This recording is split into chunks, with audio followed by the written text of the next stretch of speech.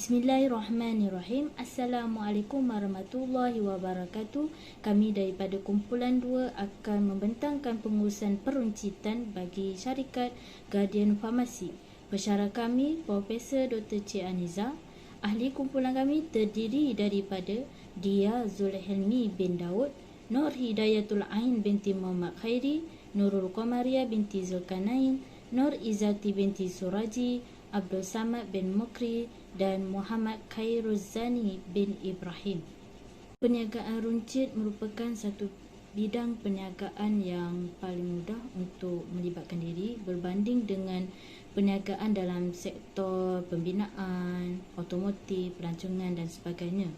Ini kerana dalam perniagaan runcit ini sistem organisasinya yang lebih mudah dan operasinya yang lebih senang difahami. Industri peruncitan di Malaysia merupakan salah satu industri yang pesat berkembang, di mana antara pasaraya yang ada di Malaysia sekarang ni ialah 99 Speedmart, 7-Eleven, Tesco, Guardian Farmasi, Watson dan banyak lagi.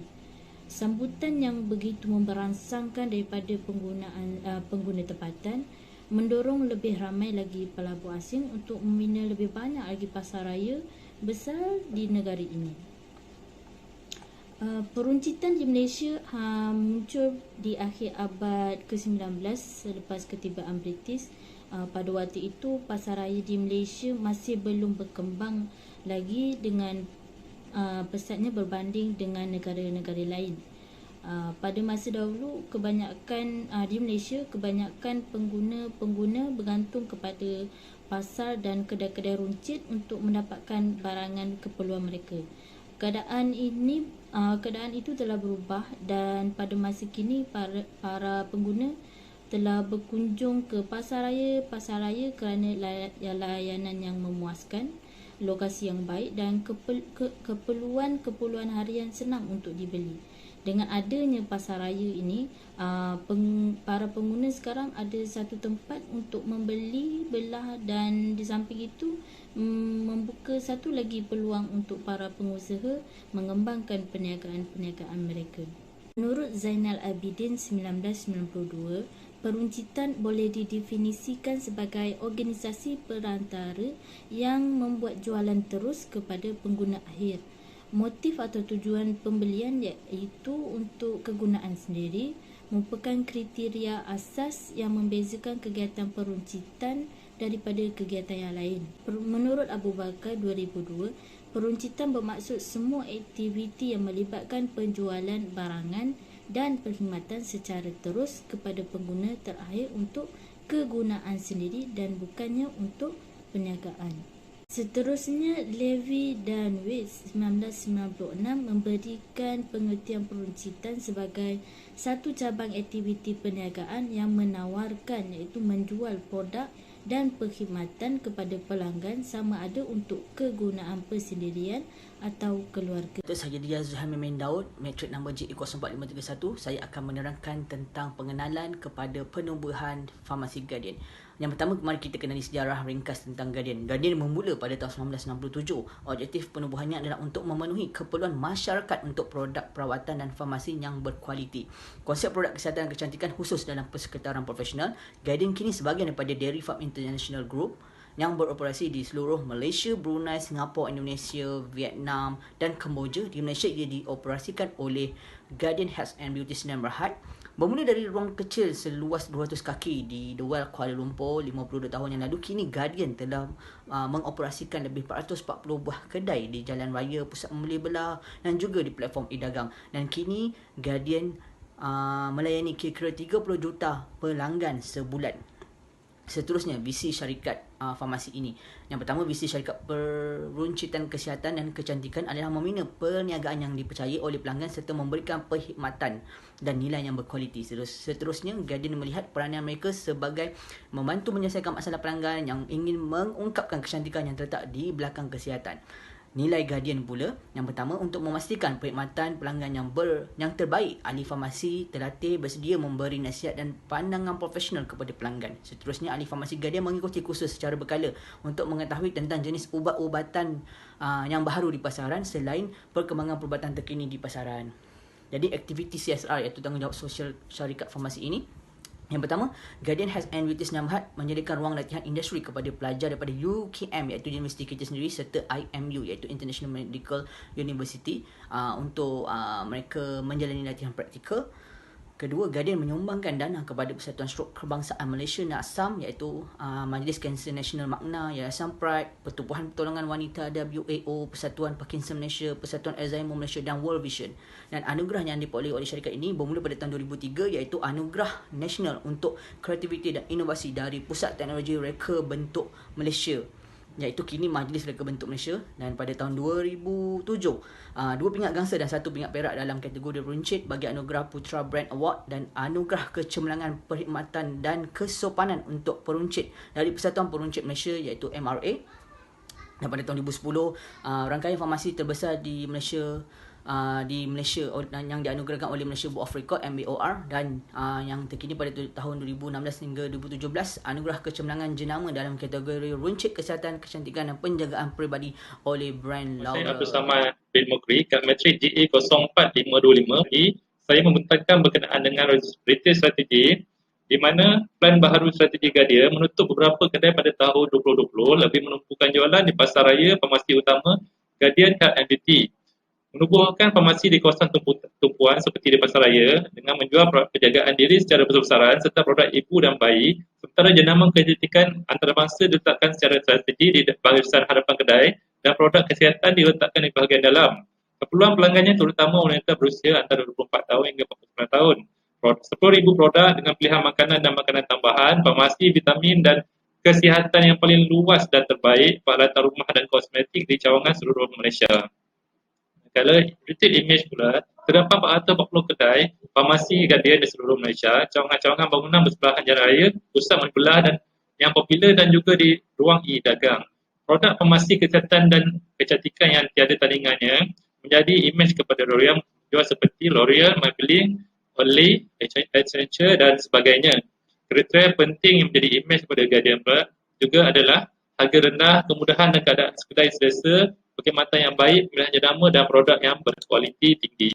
Target market Guardian pula merangkumi dua segmen daripada segmentation iaitu demografi dan psikografi. Target pelanggan Guardian lebih cenderung kepada wanita dengan hampir 12.8 juta pelanggan wanita bulanan dari April 2019 hingga Mac 2020. Dilihat dari segi segmentasi psikografi, pelanggan yang merupakan masyarakat kelas menengah atas dan masyarakat yang memerhatikan kesihatan. Mana kita boleh lihat targeting Guardian adalah woman 35 to 45 years old yang menekankan pada kesihatan diri, smart, fashionable, approach, stylish dan approachable. Okey, seterusnya kita dapat lihat retail location bagi Guardian adalah lokasi bagi Guardian di Malaysia melancarkan rangkaian runcit mereka di Lembah Kelang. Ini sebahagian besarnya disebabkan oleh daya beli yang lebih besar di kalangan pengguna bandar. Guardian juga tidak melepaskan peluang ini bagi menyediakan kedai dan perkhidmatan di luar Lembah Kelang bagi meningkatkan pendapatan syarikat. Kita boleh lihat di dalam gambar raja, ada store iaitu di kawasan high traffic dan ground floor. Ada location pula di mana Guardian mengutamakan mall, di kawasan-kawasan office, apartmen dan high street.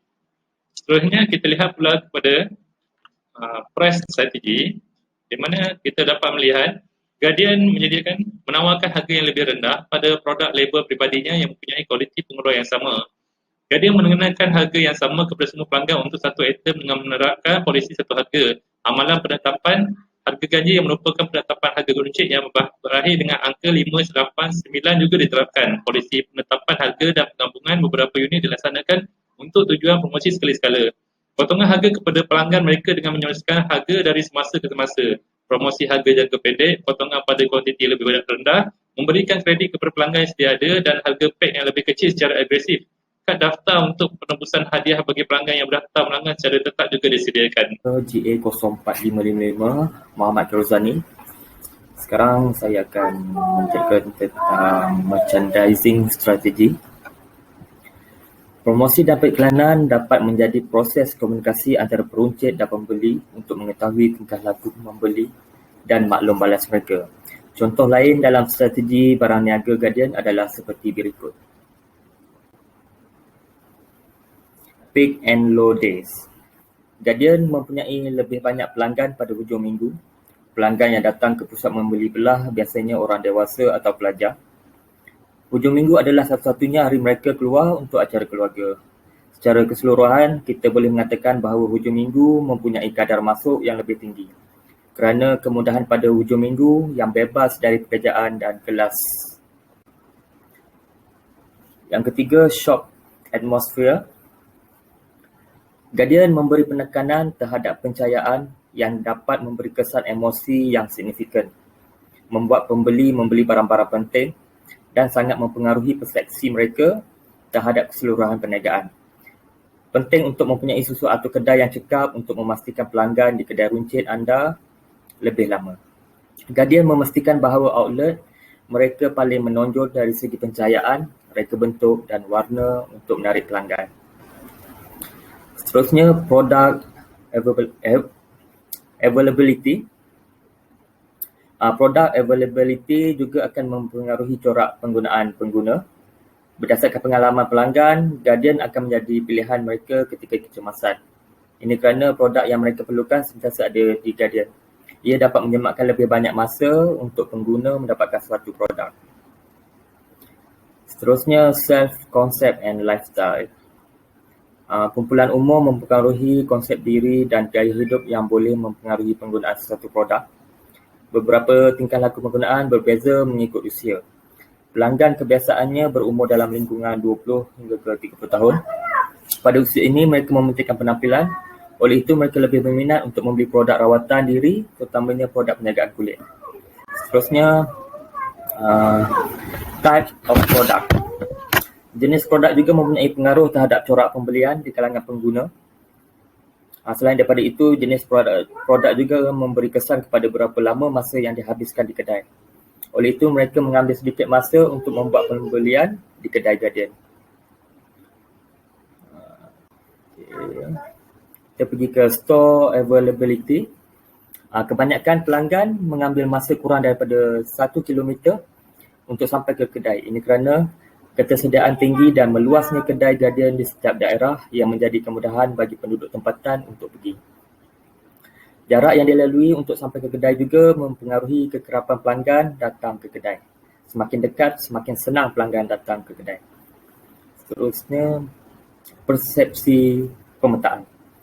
Pemetaan persepsi adalah strategik grafik untuk menampilkan pengguna atau bakal pengguna secara visual. Pada zaman ini, orang sibuk dengan pekerjaan, belajar dan lain-lain. Mereka hanya mempunyai beberapa minit atau jam untuk membeli keperluan harian. Mereka akan pergi ke pusat membeli belah untuk membeli keperluan tersebut. Assalamualaikum dan salam sejahtera. Saya Nur Hidayatul Ain binti Muhammad Khairi akan membentangkan strategi promosi yang dimiliki oleh syarikat Guardian. Syarikat Guardian menggunakan trademark Beautiful You. Kenapa Beautiful You? Beautiful You ni terhasilnya disebabkan segelintir masyarakat di luar sana yang merasakan dirinya tidak cantik disebabkan iklan-iklan yang dipaparkan oleh Guardian, wanita yang cantik-cantik. Tetapi di sini Guardian ingin memaklumkan kepada orang di luar sana, kecantikan bukan hanya luaran saja tetapi di dalaman. Disebabkan Guardian bukan hanya mengeluarkan produk kecantikan tetapi produk kesihatan juga.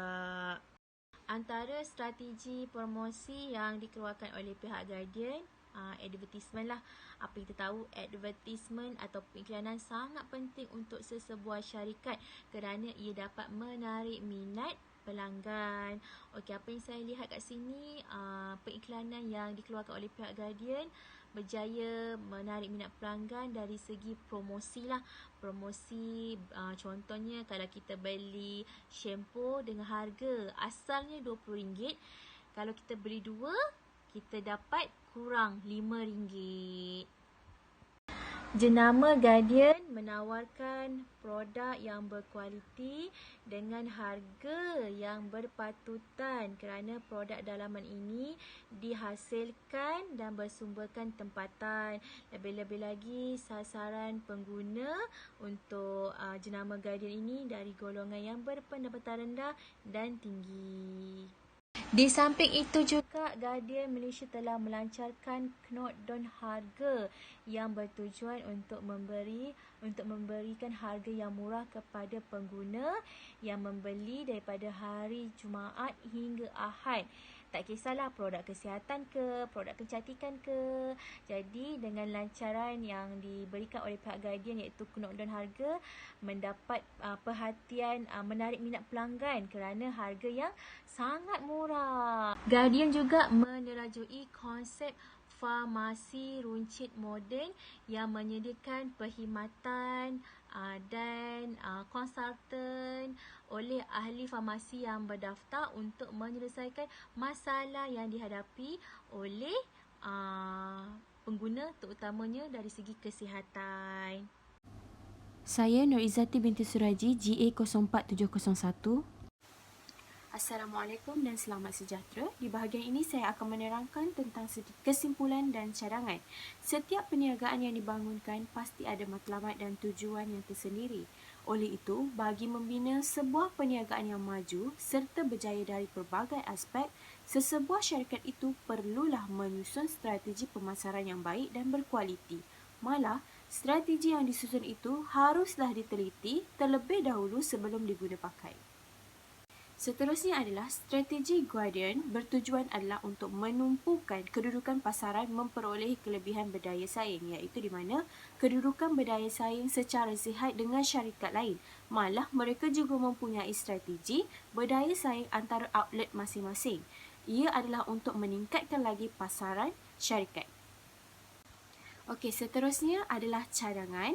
Cadangan yang pertama sekali adalah untuk memperbaiki sistem khidmat mesra pelanggan di mana supaya lebih mesra pelanggan dan berpengetahuan terhadap produk dan barang dagangan. Contohnya, sekiranya pelanggan meminta mereka untuk mencadangkan produk yang sesuai mengikut spesifikasi yang pelanggan berikan, mereka mampu untuk memenuhi permintaan pelanggan tersebut sekaligus meyakinkan pelanggan dengan penerangan yang bagus terhadap produk-produk yang mereka tunjukkan. Cadangan yang kedua adalah menjadi lebih kreatif dan inovasi. Contohnya, membuat perubahan cara penyusunan produk-produk atau dekorasi outlet tersebut untuk menarik lebih ramai minat pelanggan bagi memasuki premis mereka. Secara kesimpulannya, hal ini amat penting kerana akan meninggalkan kesan terhadap imej sesebuah perniagaan dan juga akan memberikan pengalaman baik terhadap pelanggan, di mana kerana pelanggan lebih gemar untuk membuat pilihan berdasarkan rating atau maklum balas yang diberikan oleh pelanggan lain, di mana mereka yakin bahawa ia benar-benar memberi kepuasan serta memberi manfaat kepada pelanggan sekiranya berkunjung ke premis-premis berkaitan. Itu sahaja daripada kumpulan kami. Sekian, terima kasih.